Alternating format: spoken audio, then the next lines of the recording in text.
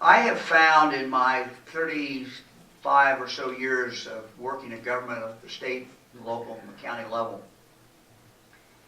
that the biggest and most important job of an elected official, particularly in the executive side of the aisle, is to change the culture of the office. The day I took office, if the sheriff had a rape case, Hancock County, on an average, it would have taken, with that process, that DNA, it would have taken 125 days before he would have got any results back. So we had to change that. And what I did is I brought in some people from the business community. We did bring in Cintas, who does uniforms. And you may say, well, what in the world does Cintas know about running a crime lab? And the answer is probably nothing. But what they do know about is production. And what all business people know, and how to be efficient, how to be fast, how to get the job done.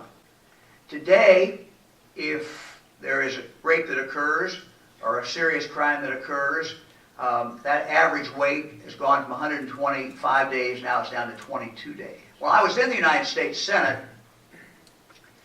I read in the Cleveland Plain Dealer about old rape kits. Again, a rape kit is what is prepared when there is a victim who has been victimized, who has been raped, and she is taken to the hospital. There's a sexual assault nurse who usually gathers the evidence from her, put in a rape kit. And what's supposed to happen is that rape kit is supposed to then, the police then bring it back, sheriff brings it back and gives it out to the local, to our crime lab, and we process it.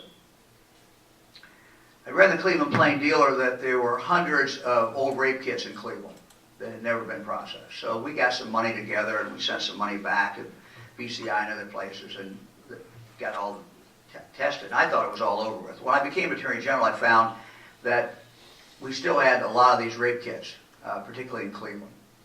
And so I just kind of put out a challenge and said, look, you bring them to us and we will test them. It's the right thing to do. I held some press conferences around the state, so we started getting some in. We have now tested about 3,000 of these old rape kits. About 3,000. We are running consistently a hit on 1 out of every 3. Cuyahoga County has now indicted 90 individuals.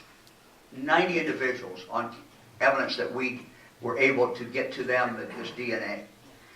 Heroin is cheap, it's abundant, it's everywhere. When I was a prosecutor, I'd expect to find heroin in Cincinnati and Dayton and Toledo. I would not expect to find it in Findlay. I would not have expected to find it in Xenia, Ohio, or Cedarville, Ohio. But it is everywhere. The Mexican drug cartels have figured out how to do this. They are great business people. I mean, they got a great business model. It's illegal. It's a great model. You can buy in many communities heroin as easy as you can get a pizza delivered, literally. It is abundant, it's cheap, it's plentiful, and it's everywhere. Every county has a problem. One of the things that we have tried to do to help is to try to help local communities set up their own grassroots efforts. Not from the law enforcement point of view. That's different. That's important. We do that. Not from a treatment. That's important. But this is the prevention side. Because these are your kids and your grandkids. These are not somebody else's kids. These are kids that you know in your own community who are dying. And it's not always kids. A couple months ago we had a 67-year-old who died of an overdose of heroin. But it is an epidemic. And so what we are trying to do is to work with the local communities to help them put a program together.